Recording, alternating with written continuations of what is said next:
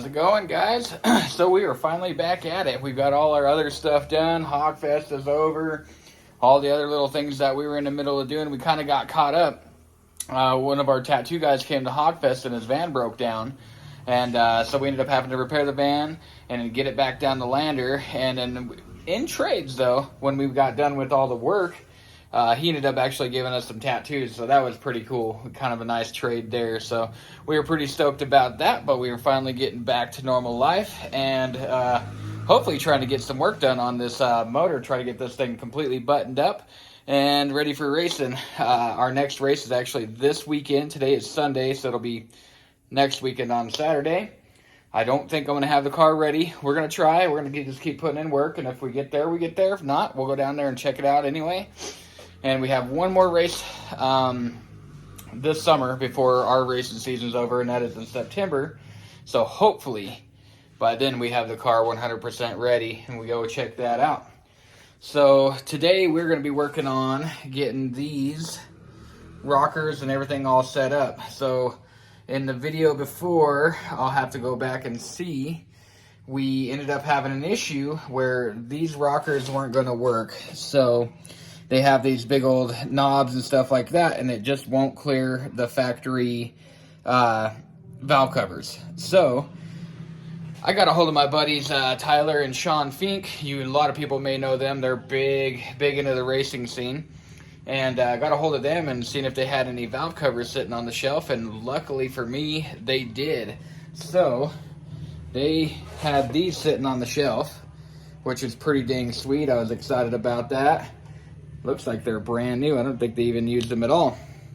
So that's good. I think the only thing we'll have to do is we're going to have to maybe weld a bung in each one for the catch can and all that stuff, pressure and all that valve, all that good stuff. So we're going to get this all built up, put those on, get at least covered up and ready to go, and then we can work on welding those bungs in when we have free time. So I'm going to kind of run through this and tell you guys what we need to do with these. All right, so what we need to do to make these bad boys work, and not saying that they don't, but typically these adjustable are more for like the solid rocker or solid roller lifter and all that good stuff, and not the hydraulic lifter. But we can use these on the hydraulic lifter. The biggest thing we're going to have to do is we're going to have to pull one of these off, and we are going to take a micrometer, or however you want to do it, and measure what a full turn is on the thread pitch here. And that full turn will tell us how much preload we're going to set up. So when you're setting this up, the hydraulic lifters, these are the LS7 lifters, so they're going to call for anywhere between 50 and 100 thousandths preload. I think we're going to go with about 60 thousandths preload on the lifters. So when you get it all bolted down and set up with your, piston top dead center on each valve, however you're going to do it, we'll get this with zero lash, and after we get that with zero lash, then we'll add our preload with this nut and locking nut. After we get our preload done with each cylinder, that's pretty much it. So, it's good and bad. It's going to take a little bit more work than just throwing some in. But the great thing about this is we don't necessarily have to worry about push rod length now. So, if you were going to have just a solid one without adjusters, you got to go in, measure for push rod length and make sure you're running the right push rods. But with these, that just kind of gets us away from it. So I'm excited about that. I'm excited about the valve covers. And let's just see if we can't get this engine buttoned up today and ready to be thrown in the car. All right, so first thing we're going to do is we're going to measure thread depth for thousandths per turn, so that way we know what the preload is. So what I've done is I've unlocked the jam nut here, and I've got the set screw set all the way down the bottom. So what I'm going to do is take my micrometer here and get it leveled with the set screw. And that's where our starting number is going to be. I don't know if you can see that on there. And so we're going to do one turn out and then see where we go from there.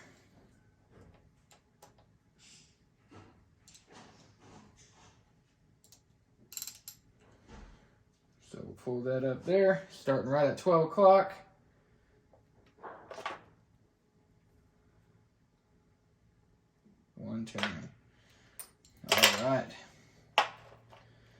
come back in, do the same exact thing. We know we were at 26 thousandths there. And we'll run our guy back out.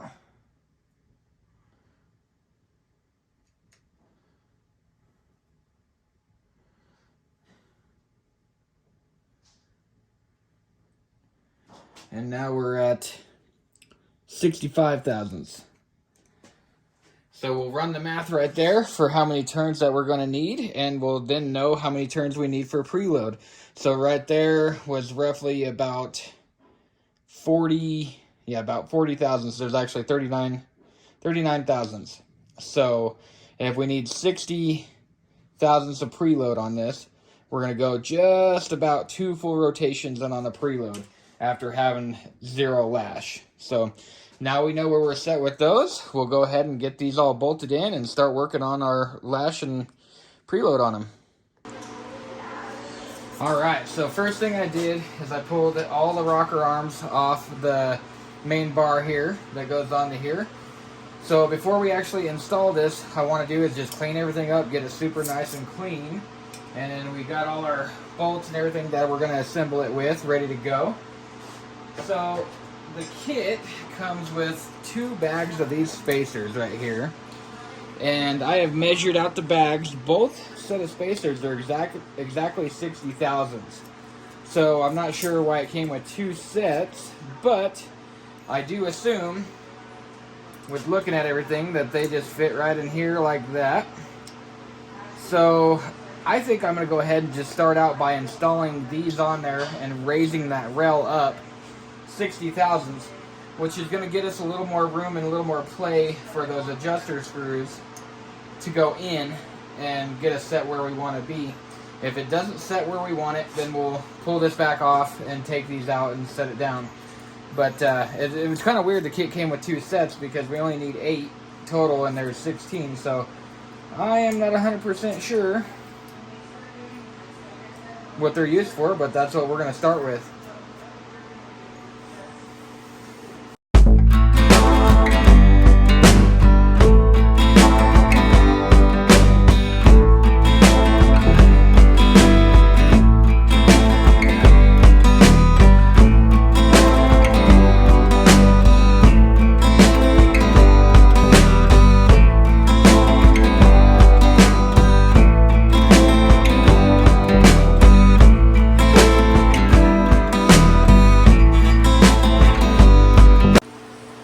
Alright, so the first thing I've come across now so far is that you need a 12-point socket to fit these ARP heads, or ARP bolts here. It's a 9/16, but the collar around the socket here doesn't fit quite well inside there. So what I'm probably going to do is modify my sock a little bit. I'm going to probably put it in a belt sander and just take off the little bit of this so we can get down inside there and get it down to our correct torque spec. So I'm going to go mess with that real quick and then we'll come back to torquing these down. Okay, so I went ahead and got my socket ground. Everything was good. Everything's clearancing inside there. So I went through and I torqued everything back down. Forgot to turn the camera on while I was doing that, but I have it set at 20 foot-pounds. So you got to remember when going into this aluminum that, it is aluminum. The threads are soft. So you're not out here trying to really wrench these things down. You do want them tight. If it doesn't feel like it's super tight, give it a little extra. But just be very cautious when you put these in that you're not just out here, wrenching them down, because you don't want to pull those threads out. Actually, Boosted Lifestyle, he had a video up just the other day about his LS motor actually pulling the threads out of these heads right here. And his was a $15,000, motor build. So I'd hate to see that happen to one of us. So definitely just take your time. So next I'm going to start cleaning up the roller rocker shafts and all that stuff. And we'll start getting them put on. Before I do that though, I'm going to make sure I'm at TDC on number 1 cylinder. So that way we can just start working our way down these and getting our lash right. I also need to make sure I put my push rods in. So we'll go ahead and we'll get started on that.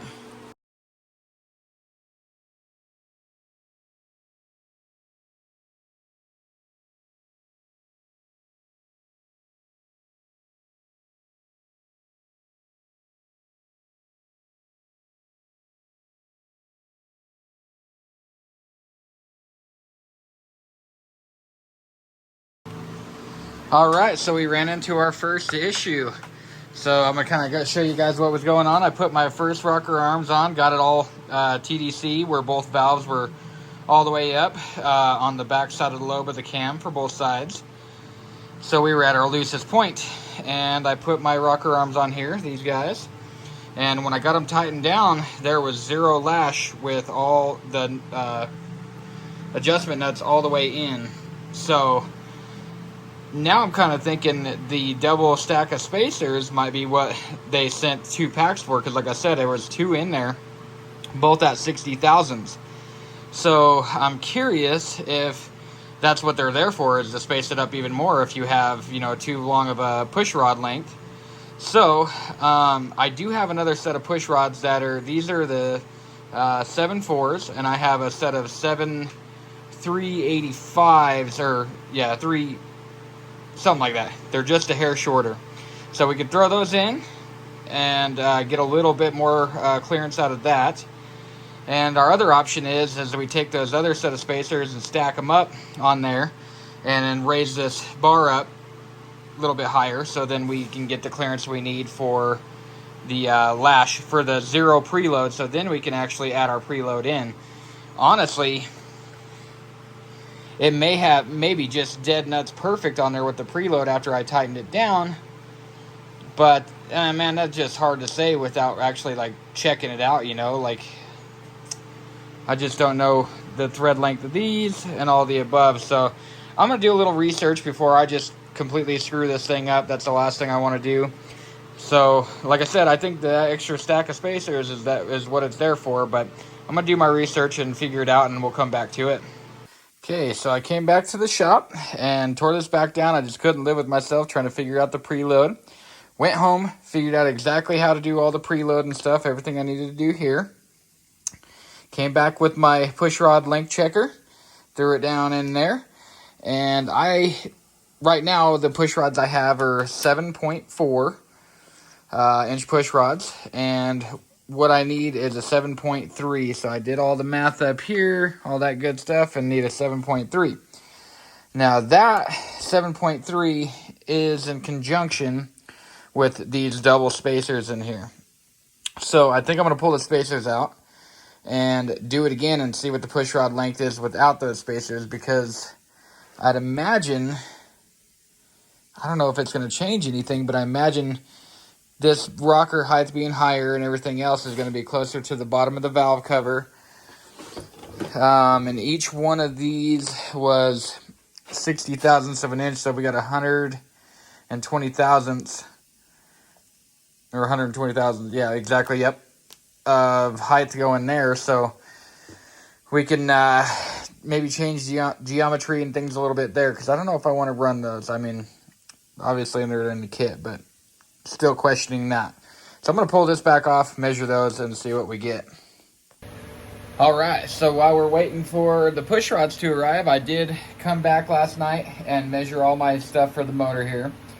And end up coming to find out that my push rods were way too long. So I ended up doing a bunch of math, figuring it all out, putting all the stuff together on here, and I ended up needing 7.050 push rods, and I had 7.4. So I mean, we were close to what is it? I think it's 3/8, something like that, of an inch too long, maybe even a little more too long. So ordered new push rods from Tick Performance. Tried to overnight them. Hopefully they'll be here so then we can get ready for the race this weekend. Highly doubt it, but we're trying. So while we're waiting for that, I got the bead roller set up here, and we are going to start bead rolling some of our boost pipes. Get all these flanges on the edges done, so then the boost pipes won't fly off. So we'll get started on that.